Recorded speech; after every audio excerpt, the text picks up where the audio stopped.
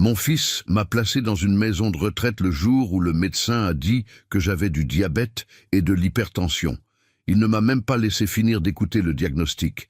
Il a juste regardé le médecin, m'a regardé et a dit de la façon la plus froide du monde: « Je ne peux pas m'occuper de ça. » Il a pris son portable, a envoyé un message à quelqu'un et le lendemain, il y avait déjà une place disponible. J'ai juste eu le temps de faire un sac, mais ce qui me faisait mal, ce n'était pas ça. C'était la façon dont il me regardait, comme si j'avais cessé d'être son père pour devenir un problème. Alors, écoute cette histoire jusqu'au bout. Et si cette histoire te touche, commente ce que tu ferais si c'était toi, et dis-moi aussi d'où tu nous écoutes. Si tu peux, abonne-toi à la chaîne. Tous les jours, il y a une nouvelle histoire que tu as peut-être besoin d'entendre aussi. Alors voilà, je suis Jean, Papa Jean comme on m'appelait là-bas au garage, 78 ans de route, les mains marquées par la graisse, le dos courbé par des années de service et un cœur qui insiste encore à battre même quand il semble avoir perdu le rythme. J'ai travaillé depuis mes 13 ans, d'abord comme apprenti mécanicien, puis j'ai appris petit à petit, me cassant la tête, réparant des moteurs, faisant de la soudure, réparant des tracteurs, de vieilles camionnettes, des voitures de gens qui n'avaient même pas d'argent pour payer. Je n'ai jamais refusé un service et n'ai jamais refusé d'aider. J'étais de ceux qui passaient la nuit à réparer gratuitement l'ambulance parce que l'hôpital appelait pour demander du secours. Je ne l'ai jamais fait pour la gloire. Je l'ai fait parce que je croyais que c'était comme ça qu'on vivait. J'ai élevé mon fils dans cette logique. Travail, respect, discipline. Il a peut-être manqué de tendresse, je le reconnais. J'étais plus dur que nécessaire, mais c'était ce que je savais donner. Je n'ai jamais frappé, mais je n'ai jamais dit non plus « je t'aime ». C'était une autre époque. Notre père ne nous enseignait pas ces choses-là. Il enseignait à ne pas pleurer, à ne pas manquer à sa parole, à ne rien devoir à personne. J'ai essayé de transmettre ça, seulement il semble qu'à la fin, ce qui est resté, c'était le silence entre nous et le poids. Quand ma femme est partie il y a 5 ans, j'ai senti le sol se dérober sous mes pieds. 38 ans ensemble, compagne de tout. Celle qui m'attendait avec le café prêt quand j'arrivais en sueur du garage, qui se disputait avec moi quand j'oubliais notre anniversaire de mariage, mais qui au fond savait que je m'en souvenais. Je ne savais juste pas comment l'exprimer. Quand elle est morte, c'était comme si une partie de la maison était partie avec elle. Et petit à petit, mon fils s'est éloigné aussi. Il disait que c'était le travail, les enfants, la routine. Mais je sentais le vide des appels qui ne venaient pas, des déjeuners qui n'étaient pas organisés, du silence à Noël. Et pourtant je continuais à croire qu'il était encore mon fils, et qu'un jour il reviendrait. Jusqu'à cette consultation, j'étais déjà fatigué, des vertiges, des douleurs dans la jambe, la vue trouble. J'ai pris rendez-vous chez le médecin sur l'insistance de ma voisine, Madame Dubois. J'y suis allé seul, comme toujours. Quand le médecin a parlé du diabète, de la tension incontrôlée, du risque d'AVC, j'ai respiré profondément. Je pensais que mon fils allait s'inquiéter, qu'il voudrait être plus proche, mais il a juste croisé les bras et a dit « Je ne peux pas gérer ça » et a demandé au docteur s'il connaissait un endroit où on s'occupe des vieux malades. Je n'ai pas su quoi dire. Je suis juste resté à regarder le mur. Pour la première fois de ma vie, j'ai eu honte d'exister. 2 jours plus tard, j'étais ici. Une maison blanche avec une forte odeur de désinfectant, des employés trop gentils, de ce genre qui sourit par obligation, et d'autres résidents qui ressemblent plus à des fantômes qu'à des gens. Certains parlent tout seuls, d'autres ne regardent même pas dans les yeux. La chambre a un lit, une petite table et une armoire qui grince quand on l'ouvre. Et une horloge, cette maudite horloge, chaque tic semble être un rappel. Tu es seul. Ce qui fait le plus mal, c'est que je n'ai jamais demandé d'aide, même après le diagnostic. Je voulais juste de la présence. Je voulais que mon fils dise « Ça va aller, papa, on s'en occupe ». Mais il a choisi la praticité. Il a choisi de se débarrasser de moi. Il m'a dit que c'était pour mon bien, qu'ici j'aurais un suivi médical, des infirmières, une alimentation contrôlée. Mais la vérité, c'est qu'il n'a pas voulu s'embarrasser. C'est plus facile d'externaliser l'affection que de s'asseoir à côté de celui qui t'a élevé et de lui tenir la main quand la santé commence à flancher. Je n'ai pas pleuré le jour de l'internement. Je me suis assis sur le lit, j'ai regardé autour de moi. J'ai rangé les vêtements dans l'armoire calmement. Un employé m'a donné la télécommande de la télévision et a dit « Faites comme chez vous, monsieur Jean. » Comme chez soi. Comment peut-on se sentir chez soi quand on est abandonné? Les premières semaines, je restais à attendre, je regardais vers le portail chaque fois que quelqu'un arrivait. Je pensais que c'était lui, ou peut-être mes petits-enfants, un appel, un mot, n'importe quoi. Mais rien. C'était comme si j'étais mort avant l'heure, mais sans le droit de me reposer. Tu sais ce qui est le plus ironique? Je me souviens d'un jour, il y a une vingtaine d'années, mon fils était sans argent. Il allait se marier. Il est venu me voir désespéré, avec honte. Il a dit qu'il ne voulait pas de fête, qu'il allait juste faire du civil parce qu'il ne pouvait rien payer. J'ai vendu ma voiture, une vieille Peugeot 205, mais c'était mon chouchou. Je l'ai vendue et j'ai donné l'argent pour qu'il fasse la fête. Tu sais combien de fois il m'en a parlé? Aucune.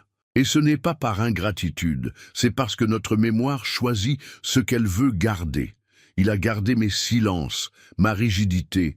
Il n'a pas gardé les sacrifices. Et ça blesse plus que la solitude. La vérité, c'est que même ici, entouré de gens, la solitude est la seule qui ne m'abandonne pas. Elle s'assoit avec moi au café, marche avec moi dans le patio, se couche avec moi à l'heure de dormir. Mais quelque chose s'est passé ces jours-ci, quelque chose de petit, mais d'important. Le petit-fils d'un autre monsieur qui vit ici est venu lui rendre visite.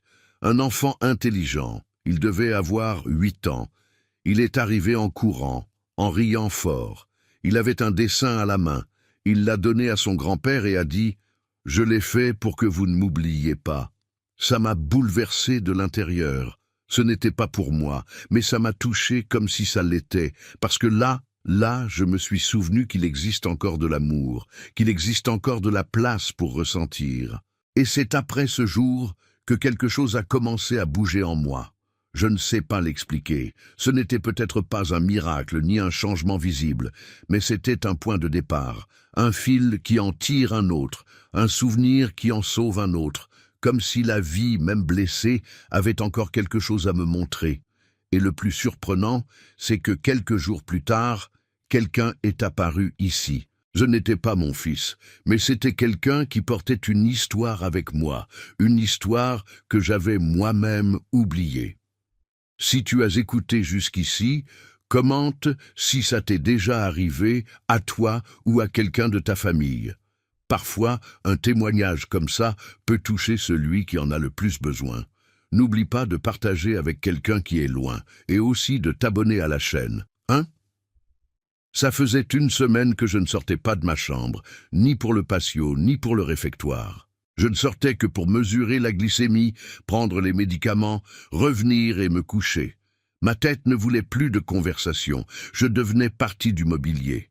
Immobile, oublié, invisible. Jusqu'à ce qu'un après-midi quelconque, on frappe à la porte. Ce n'était même pas l'heure des visites, c'était juste un autre horaire de médication. J'ai dit « Entrez » à moitié automatiquement, sans même regarder. Et quand la porte s'est ouverte, j'ai entendu mon nom, mais pas comme on parle ici. C'était différent. Il y avait de la tendresse, il y avait de l'histoire. Monsieur Jean-Baptiste. Ça m'a figé de l'intérieur. Personne ici ne m'appelait comme ça. Il disait juste Monsieur Jean au maximum. Mais ce Jean-Baptiste avec ce ton m'a fait me retourner lentement. Et quand j'ai regardé, je n'en croyais pas mes yeux. C'était une femme brune, la cinquantaine, les cheveux attachés en chignon improvisé, un regard doux, un uniforme blanc. Mais ce qui m'a frappé, c'était le sourire. Ce sourire, je le connaissais. Vous vous souvenez de moi? J'ai mis du temps. L'image d'elle jeune est apparue dans ma tête comme quand on souffle la poussière sur une vieille photo. Et là, ça m'est revenu. Je me suis souvenu. Tu es la fille de Madame Dubois, celle du quartier des Lilas? Elle a souri encore plus. C'est moi, monsieur Jean Léa. Vous répariez le vélo de mon frère gratuitement. Vous vous souvenez? Et c'est vous qui lui avez trouvé sa place au lycée professionnel. Ce jour-là a changé notre vie. Je suis resté muet, vraiment muet. J'ai essayé de me lever, mais les jambes ont flageolé. Léa s'est approchée doucement, a tiré une chaise et s'est assise à côté de moi. Et pendant quelques secondes, je n'étais plus dans cette chambre. J'étais de retour dans le quartier, au milieu de l'odeur d'huile brûlée, en entendant les enfants courir dans la rue en terre, pendant que leur mère venait m'apporter du pain avec du café et disait « Monsieur Jean, vous êtes un ange dans la vie de mes enfants. » Tu sais ce qui est le plus fou? J'avais oublié cette histoire. J'ai aidé tellement de gens au cours de ma vie que je ne me souvenais plus des noms, mais eux n'ont pas oublié. Léa m'a raconté qu'elle travaille comme aide-soignante depuis 26 ans. Elle est passée par l'hôpital public, la maternité, le centre de santé. Maintenant, elle était dans cette maison de retraite par choix. Elle a dit qu'elle voulait s'occuper de ceux que le monde oublie. Et ce jour-là, elle a regardé la liste des nouveaux résidents et a vu mon nom complet, et elle a pleuré. Elle a dit qu'elle n'arrivait pas à croire que son monsieur Jean du garage avait fini là seul. Elle est restée avec moi jusqu'à l'heure du dîner, m'a apporté la soupe, a coupé le pain, a arrangé la couverture comme si elle était ma fille, mais avec un soin que même mon propre fils n'a jamais eu avec moi. Et quand elle est partie, avant de sortir de la chambre, elle m'a regardé droit dans les yeux et a dit « Vous n'êtes pas seul, vous savez. Je me souviens de tout ce que vous avez fait pour nous. Maintenant, c'est mon tour. » J'ai retenu mes larmes jusqu'à ce qu'elles sortent. Mais après, j'ai pleuré. J'ai pleuré de honte, de colère contre moi-même, de nostalgie de ma femme, avec la culpabilité d'avoir été trop dur avec mon fils et trop mou avec le monde. Je suis resté là, la tête appuyée sur l'oreiller, pensant à comment la vie fait des tours tordus, douloureux, inattendus, mais qui parfois ramènent ce qu'on ne savait même pas qu'on avait besoin de retrouver. Le lendemain, Léa est revenue, et cette fois, elle a apporté quelque chose dans ses mains. Une enveloppe et dedans une lettre écrite à la main avec mon nom en haut. J'ai tremblé parce que je reconnaissais l'écriture immédiatement. C'était de ma femme.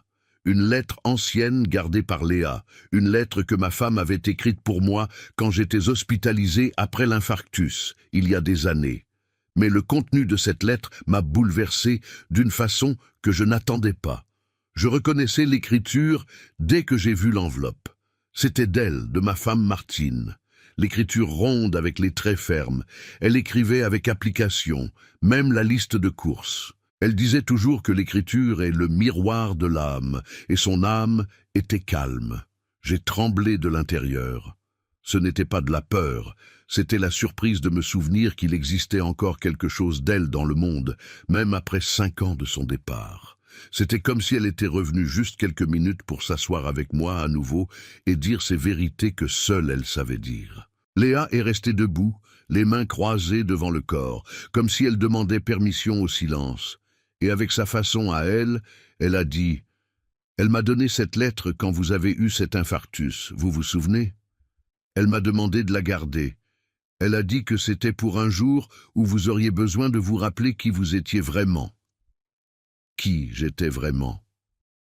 Ça résonnait dans ma tête pendant que je regardais l'enveloppe sans avoir le courage de l'ouvrir. Moi qui avais passé ma vie à démonter des moteurs de camion d'une main ferme, maintenant je tremblais devant un papier plié, parce que je savais que ce qu'il y avait là-dedans allait toucher un coin de moi que j'avais verrouillé depuis longtemps. J'ai mis du temps, mais j'ai ouvert lentement, comme si j'avais peur que la lettre se défasse dans mes mains. Et là, entre les lignes fermes, elle était là, Martine, vivante, présente et plus claire que n'importe quel souvenir. Jean, mon amour, si tu lis ceci, c'est que la vie nous a rendus fragiles à nouveau. Et je sais que tu n'aimes pas te montrer faible, mais écoute, tu n'es pas faible, tu es humain. Tu es mon amour depuis le premier jour où tu es arrivé en salopette sale de graisse et tu m'as offert une pomme coupée en deux comme si c'était une fleur.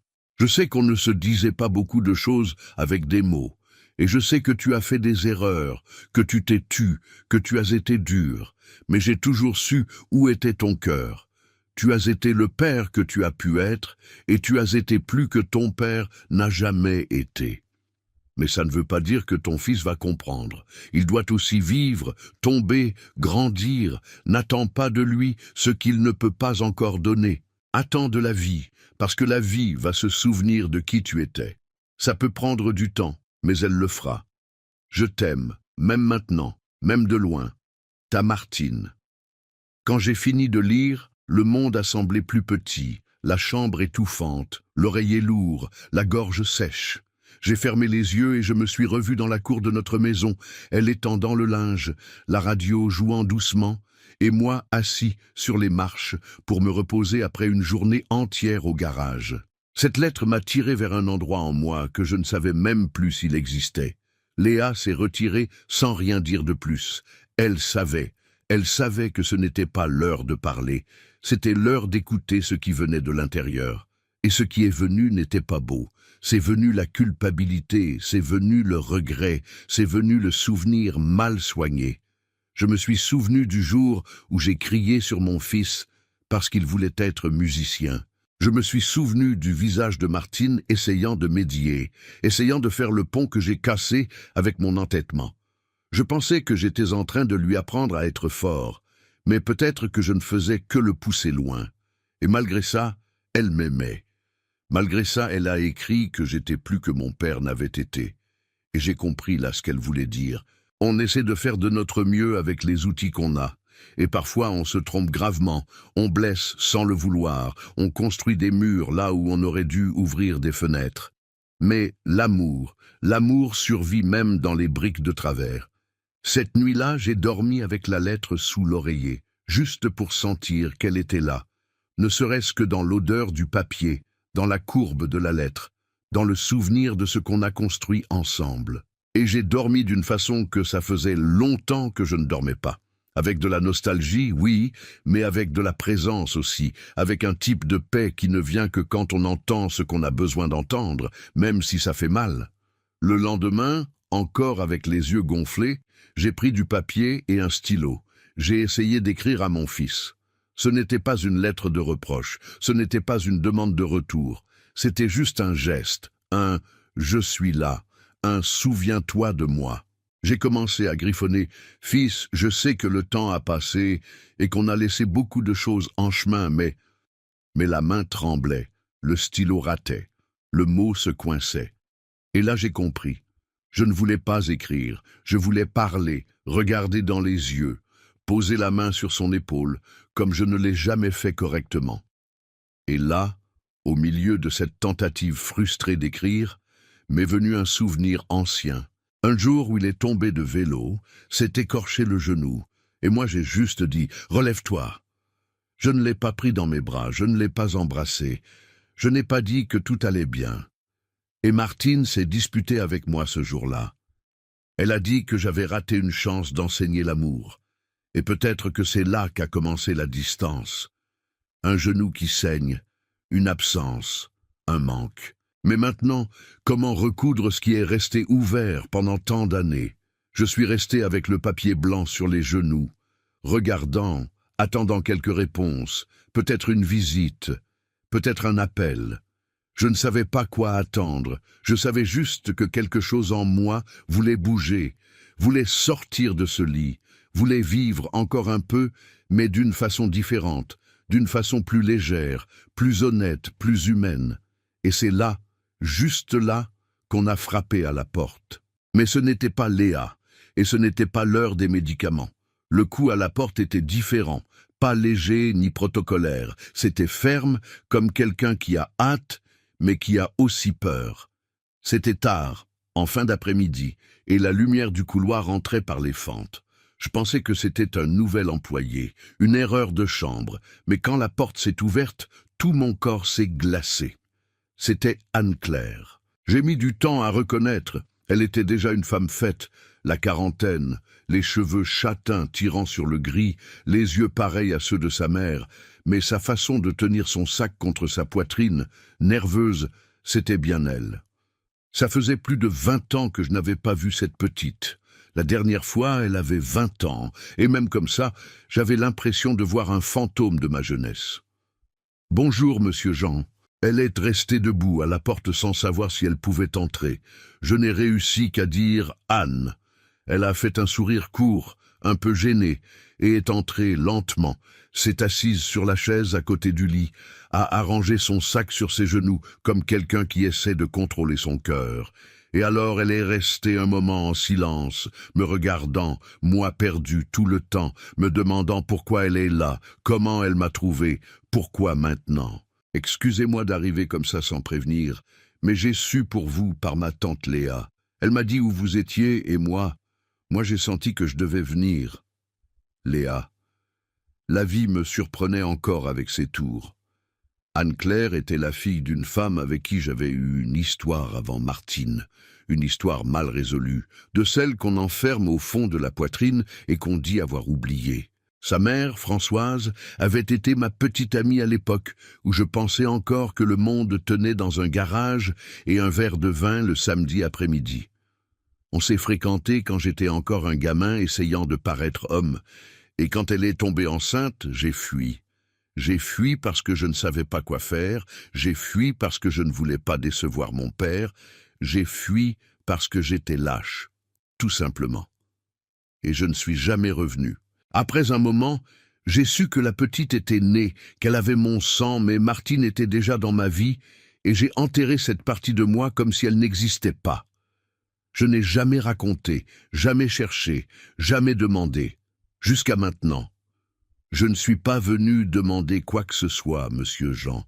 Je suis juste venu dire que j'ai grandi, que ma mère m'a bien élevé, que j'ai eu de l'amour même sans vous, mais qu'une partie de moi a toujours voulu savoir qui était mon père. Ces mots ont frappé fort, pas par colère mais par vérité. Une vérité que j'avais enterrée là-bas en pensant que le temps allait l'effacer. Mais le temps n'efface rien. Il ne fait que cacher jusqu'à ce qu'un jour quelqu'un frappe à la porte et tout remonte à la surface. J'ai été longtemps en colère, vous savez, pensant que je n'étais pas suffisante pour être reconnue. Mais après j'ai compris. Chacun donne ce qu'il a.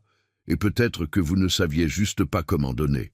Je ne suis pas venu juger, je suis juste venu regarder dans vos yeux et montrer que même en souffrant, j'ai gagné. Elle a pleuré doucement, avec la dignité que seuls ceux qui ont vraiment souffert apprennent à avoir. Et moi je n'avais rien à dire. J'ai essayé de parler, mais la voix ne sortait pas. Je l'ai regardée avec un nœud dans la gorge qui semblait une ancre. Je me sentais petit, sans défense, nu, parce que là il y avait une fille que j'avais reniée qui m'offrait quelque chose que même mon propre fils n'avait pas été capable jusqu'à présent, le pardon. Si vous voulez, je reviens un autre jour, on peut parler plus. Je ne suis pas là pour revivre ce qui s'est passé, je suis là pour montrer que vous avez encore vers où regarder. Et avant de sortir, elle a sorti de son sac une petite photo pliée au milieu. C'était une petite fille de 8 ans environ qui serrait un chien dans la cour. C'est ma fille, Chloé. Elle m'a demandé ces jours-ci si j'avais un grand-père, et j'ai dit « peut-être ». Elle a laissé la photo sur la petite table à côté du lit et est partie sans embrassade, sans scène, juste avec la dignité de quelqu'un qui est venu entier et qui repart en paix. Je suis resté là assis, regardant la photo, le chien la langue pendante, la petite qui sourit avec 2 petites dents qui manquent. Et je me suis surpris à penser, elle aurait pu me détester, mais non, elle a choisi de m'affronter avec tendresse. Elle m'a rendu une partie de moi que j'avais moi-même jetée, et pour la première fois depuis que je suis entré dans cette maison, j'ai eu vraiment honte. Pas la honte d'être abandonné, mais celle d'avoir abandonné. D'avoir choisi le silence, la lâcheté, et plus encore, de n'avoir jamais eu le courage de le dire à Martine, de me cacher de celle qui m'aimait le plus, de passer ma vie à mentir par omission. La lettre de Martine était encore pliée sous l'oreiller, je l'ai prise, je l'ai relue. Attends de la vie, parce que la vie va se souvenir de qui tu étais. Elle savait que tôt ou tard, tout ce qu'on jette revient. Mais ce que je ne savais pas, c'est que cette visite allait donner naissance à quelque chose d'encore plus grand, quelque chose qui allait bouleverser non seulement moi, mais aussi mon fils.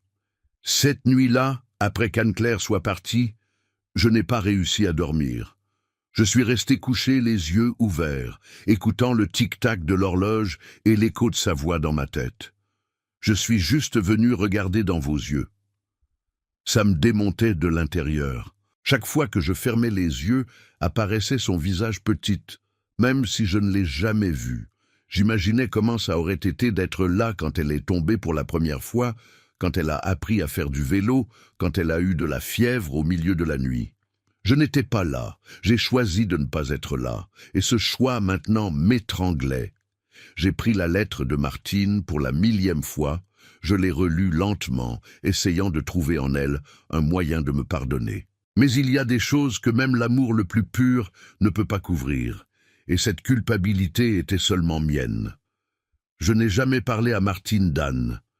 Je pensais que je la protégeais, mais au fond, je me protégeais moi-même du jugement, de la déception, de la honte. J'ai été lâche, et maintenant, même vieux, même malade, je payais le prix. Le matin suivant, Léa est entrée dans la chambre et m'a trouvé assis au bord du lit. Pâle. Je sentais ma tête tourner, les yeux troubles, le corps comme s'il ne m'appartenait pas. J'ai essayé de me lever et j'ai presque évanoui. Elle a couru, a pris ma tension, la même, et le chiffre est monté haut, trop haut. Elle a appuyé sur le bouton d'urgence et en moins de 5 minutes, il me mettait déjà dans un fauteuil roulant et m'emmenait à l'infirmerie. Ce n'était pas la première fois que ma tension montait, mais c'était la première qui venait avec ce poids. Et je savais pourquoi. C'était elle, c'était Anne, c'était tout ce que j'avais gardé et qui maintenant débordait. Le corps disait ce que j'avais tu pendant des années. Allongé sur le brancard, le bras attaché à l'appareil, je regardais le plafond et je sentais une oppression qui n'était pas physique. C'était l'âme. C'était comme si Dieu m'avait arrêté là pour dire « Maintenant ça suffit ». Ou tu affrontes ça, ou tu pars en portant tout. Léa est restée avec moi tout le temps, passait la main sur mon épaule, parlait doucement comme si elle était vraiment ma fille, et moi, je ne pouvais que répéter pour moi-même « Tu as menti à tout le monde, tu lui as menti, et tu t'es menti ». Des heures plus tard, la tension a commencé à baisser. Ils sont revenus avec des calmants, de la nourriture légère, du repos, mais le médecin a été clair. Vous devez arrêter de garder des choses à l'intérieur. Le corps réagit à ce que vous ne dites pas. Je suis resté silencieux, mais j'ai tout compris. Les jours suivants, je suis retourné dans ma chambre plus silencieux que jamais. La lettre de Martine restait ouverte sur la petite table, la photo de la petite fille que je n'ai jamais connue à côté, et le papier où j'ai essayé d'écrire à mon fils, encore blanc. Jusqu'à ce qu'un après-midi, assis sur la chaise près de la fenêtre, j'entende Léa parler avec quelqu'un dans le couloir. Je ne reconnaissais pas la voix au début, mais après j'ai senti le nom. C'était lui, mon fils. Elle disait « Il est plus fragile. Il a eu un pic de tension. Oui, mais il va mieux. Vous voulez entrer le voir ?» Mon cœur s'est emballé. Les mains ont transpiré. Une partie de moi voulait crier non, et une autre partie voulait juste le voir, ne serait-ce qu'une seconde, mais il n'est pas entré. Elle est revenue seule, m'a regardé avec ce regard de quelqu'un qui ressent mais qui n'envahit pas, a dit qu'il était passé juste pour voir de loin, qu'il était resté dans le couloir, les mains dans les poches, regardant la chambre, mais qu'il n'avait pas eu le courage d'entrer. J'ai fermé les yeux. Ça ne faisait pas mal qu'il ne soit pas venu. Ça faisait mal que j'ai attendu. J'attendais encore, même en disant que non, même en prétendant que j'étais en paix avec tout. Cette nuit-là, j'ai décidé d'écrire. Pas une lettre, mais un morceau de vérité. J'ai pris le papier, le stylo, j'ai respiré profondément et j'ai commencé « Fils, je sais que peut-être tu ne liras jamais ça, mais j'ai besoin de dire. Avant ta naissance, j'ai commis une erreur. J'ai été père avant d'être homme, et j'ai fui d'un enfant, d'une vie. Je me suis caché derrière la peur, la honte, et après, quand tu es arrivé, j'ai essayé d'être ce que je ne savais pas être, mais je n'ai jamais eu le courage de raconter ce que j'avais laissé derrière. Aujourd'hui, cette vérité est revenue jusqu'à moi, et elle n'a pas frappé à la porte avec colère. Elle est entrée avec pardon et m'a montré qu'il existe encore du temps. Du temps pour changer, du temps pour accepter, du temps pour ressentir. J'ai écrit ça avec l'âme déchirée. Je ne savais pas si j'allais le donner, je ne savais pas s'il le lirait un jour, mais pour la première fois, je ne fuyais pas, j'assumais. Et ça, c'était déjà quelque chose. Et cette même nuit, quelque chose d'inattendu s'est passé. Léa est entrée avec son portable à la main, nerveuse. « Monsieur Jean, il y a quelqu'un qui veut vous parler. Il a vu Anne ici aujourd'hui, et il semble que... Eh bien, il semble que ça l'a bouleversée. » Elle a tourné le téléphone avec l'écran ouvert. C'était un appel vidéo, et c'était lui. Son visage est apparu à l'écran comme si quelqu'un avait ouvert une fenêtre sur le passé. Les cheveux plus gris que la dernière fois que je l'ai vu, la barbe mal faite, le regard fatigué. Il a mis quelques secondes à parler. Il est juste resté à me regarder, et moi, le cœur accéléré, sans savoir si je souriais, si je pleurais ou si je demandais pardon là même devant tout le monde. Papa, c'était juste ça, un mot court, mais ça semblait un coup de poing dans la poitrine. Papa, il m'appelait encore comme ça, même après tout. J'ai essayé d'avaler le nœud qui se formait déjà dans ma gorge. J'ai essayé de sourire, mais la bouche n'obéissait pas. J'ai juste réussi à dire « c'est vraiment toi ». Il a hoché la tête, a regardé sur le côté comme quelqu'un qui cherche du courage dans les murs. J'ai su pour l'attention. Léa m'a appelé. J'ai pensé que peut-être c'était l'heure de... Je ne sais pas vous voir. On est resté en silence, un silence long de ceux qui crient. Et là, il a respiré profondément et a continué. « Écoutez, je ne suis pas venu faire une scène, hein. Je suis encore en colère, blessé, confus. Moi, j'ai dû prendre des décisions que personne ne veut prendre. J'étais seul, 2 enfants, ma femme qui travaille dehors, et vous malade. Je pensais que je faisais le mieux, mais maintenant, en vous voyant là, je ne sais pas. » Entendre ça faisait mal parce qu'il avait raison et en même temps tort. J'ai compris ce qu'il voulait dire, seulement une partie de moi criait encore pour quelque chose qu'il ne disait pas. « Tu m'as abandonné, mais je n'ai pas dit ça, je l'ai gardé. Je sais que ça n'a pas été facile pour toi, et peut-être que moi aussi j'ai rendu les choses trop difficiles. J'ai toujours été dur même avec moi-même. Mais je suis là, je suis encore là. » Il a baissé les yeux, bougeait les doigts, anxieux. « Anne-Claire est venue ici aujourd'hui, je sais. Elle a dit que vous aviez parlé avec elle, que vous avez écrit une lettre. » J'ai hoché la tête. La honte pesait autant que la culpabilité. « J'aurais dû te le dire, à toi, à ta mère. J'ai été lâche, je me suis caché derrière le temps, mais la vérité revient toujours, et quand elle revient, elle vient avec les intérêts. Mon fils m'a regardé d'une façon que je n'avais pas vue depuis qu'il était petit. Un regard de quelqu'un qui a encore des questions sans réponse. On pensait qu'on connaissait nos parents, hein? Mais on ne connaît que le morceau qu'ils laissent voir. Quand j'étais gamin, vous étiez tout pour moi, un héros, fort, infatigable. Mais après, le silence est devenu tout. Vous avez arrêté de parler, arrêté de demander, et là, vous avez arrêté d'écouter. J'ai senti le coup, mais je l'ai accepté parce que c'était vrai. Je me suis tu quand j'aurais dû parler, je me suis caché dans le travail, dans la fatigue, dans les excuses du « je fais ça pour vous », et le « pour vous » est devenu « loin de vous ». Tu as raison, fils, j'ai fait des erreurs plus que je ne peux réparer, mais je suis encore là. Pas pour me défendre, juste pour essayer, ne serait-ce que pour regarder dans tes yeux et entendre ce que tu as à dire. Il est resté un moment silencieux. L'écran s'est figé une seconde. Ça semblait symbolique, une conversation qui avait du mal à couler. Mais quand c'est revenu, il était différent, pas moins blessé, mais plus humain, plus proche.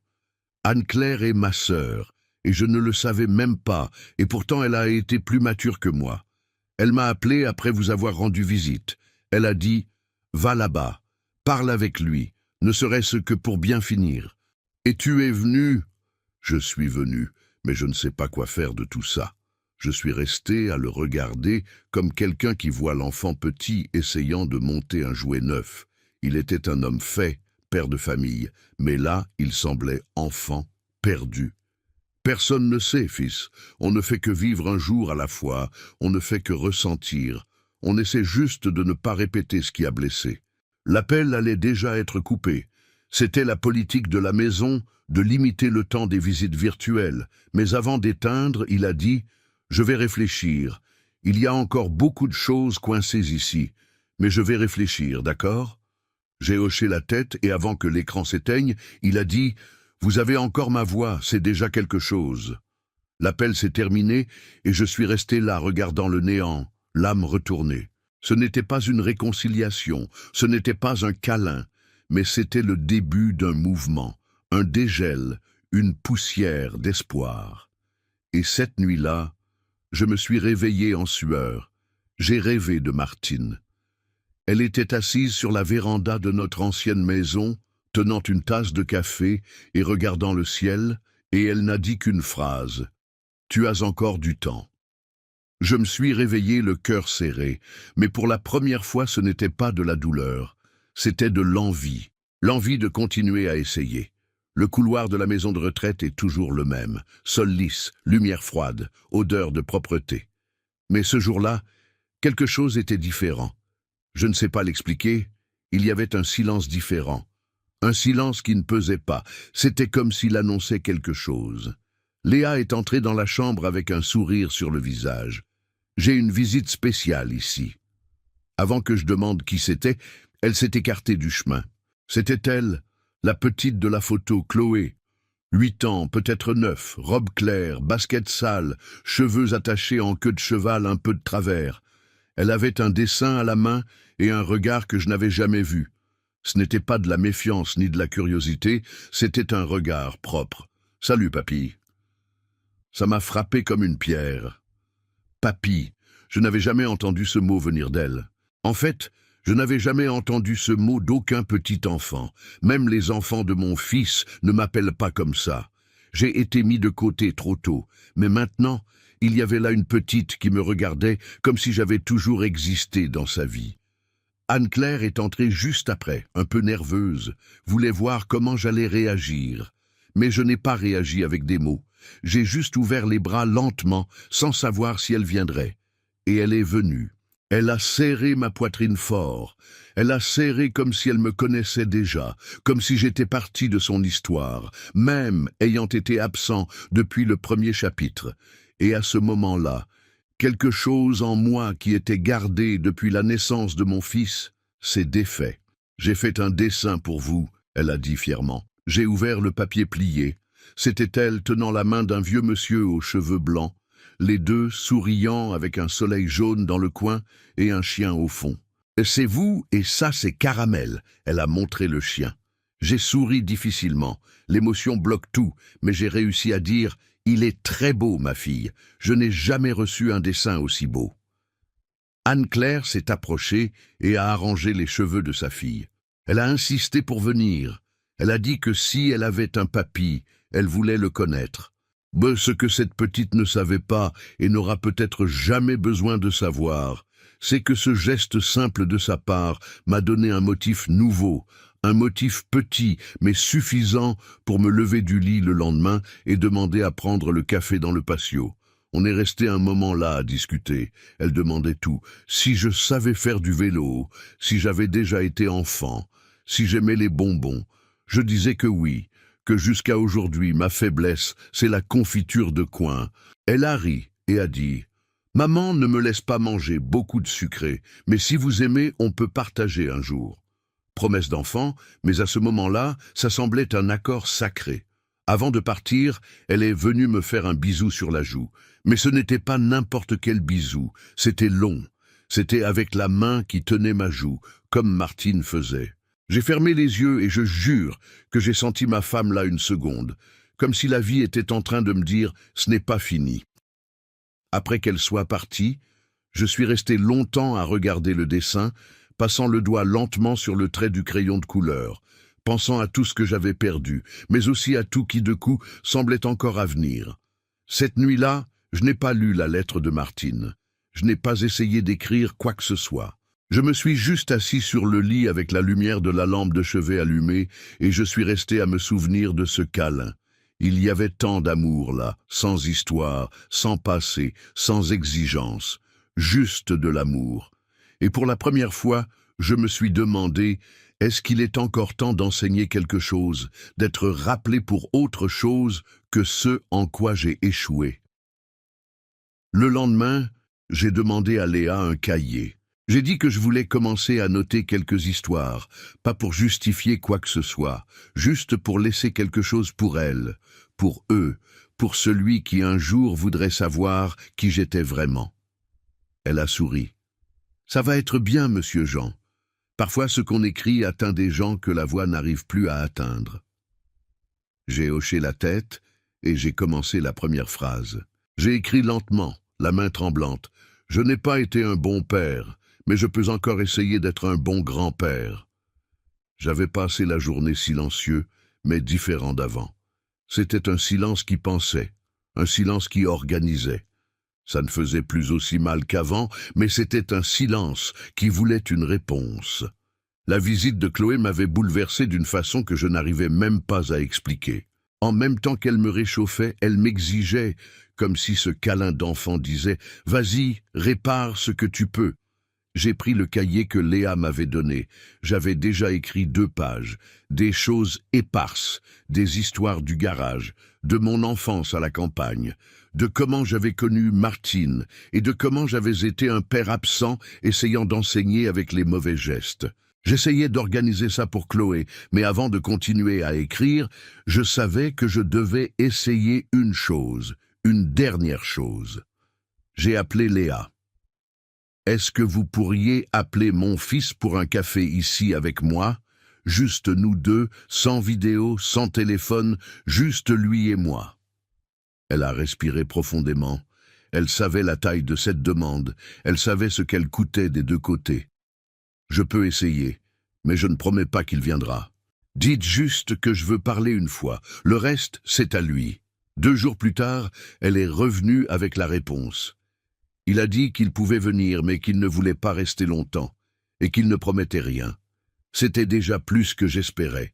Ils ont installé une table simple sur la véranda de l'infirmerie, qui avait une petite vue, mais jolie, quelques arbres au loin, un banc ancien en bois. L'infirmière a apporté du café et des biscuits. J'étais en chemise propre, cheveux peignés, barbe faite. Léa a dit que j'avais l'air prêt pour des retrouvailles, mais je ne me sentais pas prêt. Je me sentais nécessaire. Il est arrivé à l'heure, en jean, chemise bleu clair, et une expression qui mélangeait réticence et obligation. Il s'est assis en face de moi, mais n'a pas touché au café. « Qu'est-ce que vous vouliez dire ?» J'ai été direct parce que celui qui est déjà à la fin n'a pas le temps d'enjoliver la douleur. Je voulais dire que j'essaie, pas pour tout réparer, mais pour ne pas finir de la même façon que j'ai vécu avec toi, en silence. Il n'a pas répondu, il a juste bougé les doigts. J'ai continué. J'ai vu Chloé, la petite fille que je ne savais même pas avoir. Elle m'a serré dans ses bras, fils. Elle m'a regardé comme personne ne m'avait regardé depuis des années. Et là, j'ai réalisé qu'il existe peut-être encore quelque chose en moi qui vaut la peine d'être laissé à quelqu'un. Il a baissé la tête, et seulement après quelques secondes, il a dit « Chloé est différente, elle ne porte pas ce que je porte. » Et qu'est-ce que tu portes? Un père qui n'écoutait pas, qui parlait d'efforts, mais ne demandait jamais comment j'allais, qui criait quand je voulais jouer de la guitare, qui m'a traité de mou quand j'ai pleuré, parce qu'une fille avait rompu avec moi. Je porte ça, papa, et jusqu'à aujourd'hui je m'en souviens. Ces mots ont fait mal, mais c'était la vérité, et je les ai entendus, pour la première fois vraiment entendus. Tu as raison, je voulais que tu sois fort, mais je n'ai pas su te laisser être faible aussi. Il m'a regardé, et les yeux étaient rouges. Vous m'avez expulsé avant que je sorte, et vous m'avez lâché avant que je tombe malade. Alors on s'est perdu, papa. Mais est-ce qu'on peut se retrouver maintenant, même si ce n'est pas de la façon que ça devait être? Il n'a pas répondu tout de suite. Il a pris un biscuit, l'a mordu lentement. Le café refroidissait dans la tasse. Anne-Claire m'a dit que vous écriviez pour Chloé, que vous essayiez de laisser quelque chose pour elle. C'est ça, je veux qu'elle sache qui j'étais, pas seulement ce en quoi j'ai échoué. Je veux qu'elle sache que même vieux, même défaillant, j'essaie d'enseigner quelque chose. Il a hoché la tête, a regardé le jardin.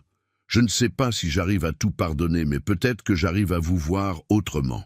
Plus comme le père que je voulais, mais comme l'homme qui reste. » On est resté en silence longtemps, mais cette fois confortable. Avant de partir, il a tendu la main, pas pour se dire au revoir, mais pour serrer. « Transmettez un baiser à Chloé », j'ai dit. « Je transmettrai. Et si elle veut, la semaine prochaine, dites que papy va lui raconter une histoire, une que personne d'autre ne connaît. » Il a souri du coin, mais c'était un sourire. C'était la première fois qu'il me regardait sans poids.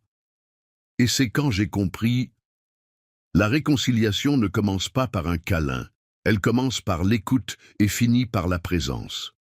C'était un vendredi ordinaire, ciel nuageux, odeur de pluie qui arrive, le patio vide.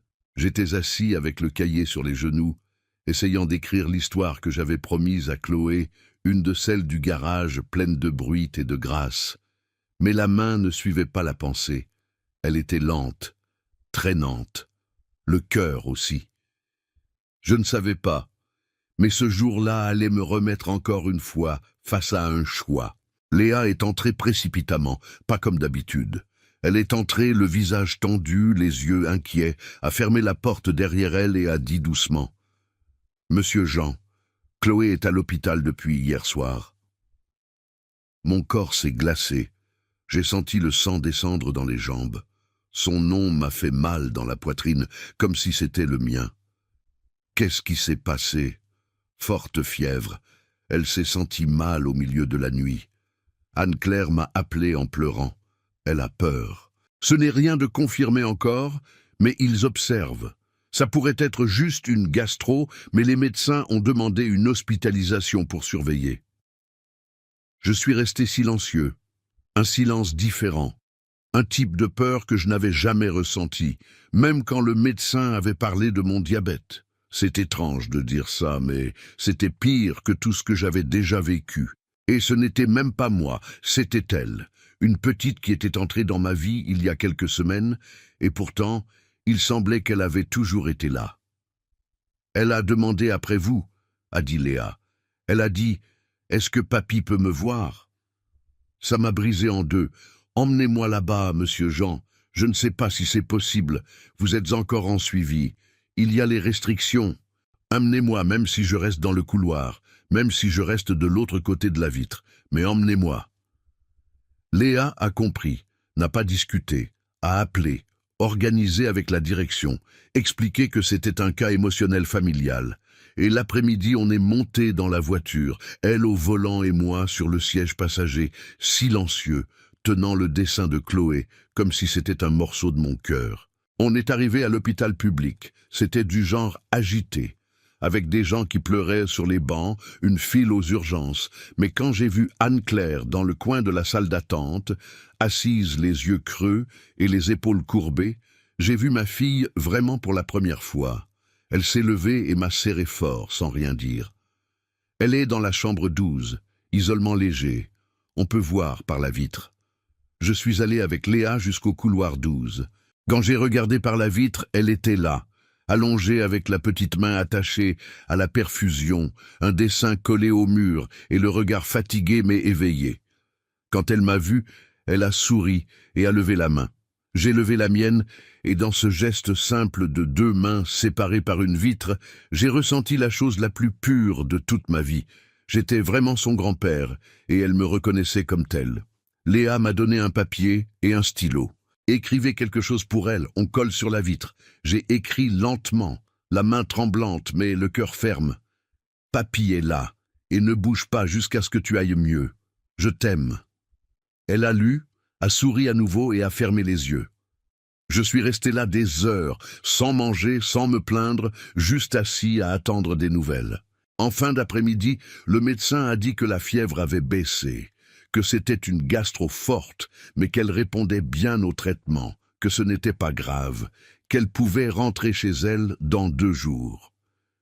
Quand j'ai entendu ça, j'ai pleuré, mais pas de soulagement. J'ai pleuré parce que j'ai réalisé que j'avais encore quelque chose à offrir à ce monde. Et ce n'était pas du moteur, ni de la graisse, ni de la force brute. C'était du soin. Au retour à la maison de retraite, sur le siège de la voiture, le cahier était encore sur mes genoux. Et pour la première fois, je savais comment j'allais commencer l'histoire que j'essayais d'écrire. Il était une fois un vieux mécanicien qui n'a appris à aimer correctement que quand la vie a mis une petite fille malade de l'autre côté d'une vitre. Chloé est sortie de l'hôpital 2 jours plus tard. Sortie de l'hôpital en souriant comme si rien ne s'était passé, avec cette énergie d'enfant qui semble rire même de la fièvre. Elle est rentrée chez elle, et le week-end suivant, elle est venue me rendre visite. Quand elle est entrée dans la chambre en courant les bras ouverts, c'était comme si toute la douleur que j'avais portée pendant des décennies avait laissé place à quelque chose de nouveau, quelque chose que je ne savais même pas nommer. Je sais juste que c'était bien et léger. Elle m'a serré fort, de cette façon que seuls les enfants savent faire, et a dit « Papy, j'ai apporté un cadeau ». Elle a sorti de la poche de son sac à dos un papier plié avec soin. C'était un dessin, un grand cœur rouge, et dedans écrit avec une écriture d'enfant, pour Papy Jean qui est resté avec moi même de loin. Je suis resté avec ça dans les mains, comme si c'était un trophée, mais un trophée qu'on ne gagne pas par mérite, un trophée qu'on gagne en étant là, en ne fuyant pas même avec peur. Je l'ai gardé dans le tiroir de la table de nuit, avec la lettre de Martine, la photo de Chloé avec le chien et le cahier.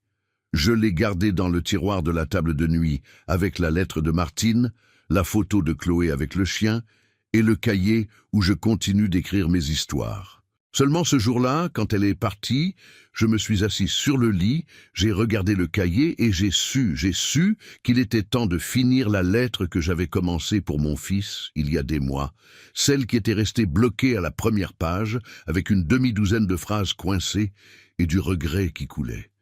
C'était la dernière chose que je devais dire, ou plutôt, la seule chose qu'il me fallait encore laisser. J'ai pris le cahier, je l'ai ouvert calmement, la main tremblait encore, mais la tête était claire, et j'ai écrit sans hâte, sans peur, sans excuse. Fils, je n'ai pas su être le père que tu méritais, mais j'ai essayé d'être celui que je savais être. J'ai porté le poids de ce que je n'ai pas dit, de ce que j'ai caché, de ce que je n'ai pas su te donner. J'ai essayé d'enseigner par l'exemple, mais j'ai été trop dur. Et dans le silence, j'ai fini par enseigner la distance. Aujourd'hui, je vois qu'aimer, ce n'est pas protéger de la douleur, c'est être ensemble quand elle apparaît. Je regrette chaque mot que je n'ai pas dit, chaque fois que j'ai tourné le dos quand tu ne voulais qu'un peu d'attention. Je regrette de t'avoir fait penser que tu devais être fort tout le temps. Je regrette de ne pas t'avoir pris dans mes bras plus, de ne pas t'avoir écouté plus. Et je regrette surtout d'avoir laissé le temps t'emmener pendant que je me cachais derrière l'excuse du travail, de la routine, du « ce n'est pas le moment ». Mais maintenant, fils, je suis là. Je t'ai vu me regarder à nouveau, j'ai entendu la voix de Chloé m'appeler papy. J'ai reçu un câlin qui semblait recoudre des morceaux de ma poitrine que je pensais ne plus jamais voir se rejoindre. Et avec tout ça, j'ai compris, il est encore temps. Pas d'effacer ni de faire semblant qu'il n'y a pas eu de douleur, mais de laisser quelque chose de bien après. Tu ne me dois rien, ni visite, ni pardon. Je veux juste que tu saches. Je suis en paix, parce qu'aujourd'hui je comprends ce que c'est qu'aimer vraiment. Et si un jour tu te souviens de moi, que ce soit avec moins de poids, que ce soit avec le souvenir de l'homme qui s'est trompé, mais qui a essayé de bien finir. J'ai signé de mon nom complet, comme je faisais dans les lettres anciennes que j'envoyais à Martine quand on se fréquentait à distance. Jean-Baptiste, sans titre, sans Monsieur Jean, sans poids. Juste le nom, juste moi. J'ai plié le papier avec soin. Je l'ai mis dans une enveloppe simple et j'ai demandé à Léa, quand vous penserez que c'est le moment, donnez-lui. Elle n'a pas posé de questions, elle a juste hoché la tête. Léa a toujours su quand se taire était le plus grand respect qu'on puisse donner.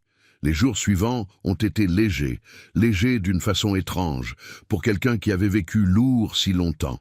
J'ai commencé à marcher plus, à sortir au jardin, à parler avec d'autres résidents, chose que j'évitais avant. Ce n'est pas que la douleur avait disparu, mais elle était devenue autre chose. Elle était devenue nostalgie traitée, silence accepté, vérité reconnue. Un de ces jours, assis avec Chloé dans le jardin, je lui ai raconté l'histoire du camion qui était tombé en panne sur la route et que j'avais réparé avec un morceau de ceinture de sécurité et une allumette. Elle a tellement ri qu'elle est tombée par terre. Elle a dit que j'étais le meilleur réparateur du monde. J'ai ri aussi et j'ai dit « Et maintenant j'essaie de réparer d'autres choses, des choses qui ne sont pas de moteur. » Elle m'a regardé avec ses grands yeux et a dit « Je crois que vous avez déjà réparé, papy, parce que maintenant vous souriez différemment. » À ce moment-là, j'ai senti un nœud dans la gorge. Et ce n'était pas de douleur, c'était de gratitude. Parce que ce sourire nouveau n'était pas le mien, c'était le sien, c'était celui de Martine, c'était celui de Léa, c'était de tous ceux qui m'ont donné une chance d'être quelqu'un d'autre que le vieux malade dans la chambre du fond du couloir. Une nuit, avant d'écrire ceci, j'ai rêvé de Martine encore. Elle était debout à la porte de notre ancienne maison, cheveux attachés, blouse blanche, la main sur la hanche. Elle m'a regardé avec sa façon à elle et a dit « Tu as réussi à ta façon, mais tu as réussi. » Je me suis réveillé les yeux mouillés et un petit sourire, mais vrai. Aujourd'hui, pendant que j'écris ces dernières lignes, Chloé est dans le patio, dessinant avec des crayons de cire par terre, un soleil, une petite maison et deux bons hommes qui se tiennent la main. Je sais que je suis l'un d'eux, je sais que je suis dans son dessin, et ça suffit. J'ai déjà été appelé père, mécanicien grincheux, invisible, mais le nom qui m'a le plus touché dans cette vie, c'était papy, parce que c'est avec lui que j'ai découvert que l'amour n'a pas besoin de venir avec la perfection. L'amour vient avec la présence. Et maintenant, je suis présent. Si cette histoire t'a touché d'une façon ou d'une autre, commente si tu as déjà vécu quelque chose comme ça ou si tu connais quelqu'un qui a besoin d'entendre ça. Parfois, la vie ne change que quand on écoute quelqu'un qui a déjà vécu ce qu'on essaie encore de comprendre. Partage avec celui qui est loin et abonne-toi à la chaîne parce que tous les jours, il y a une histoire qui est peut-être aussi la tienne.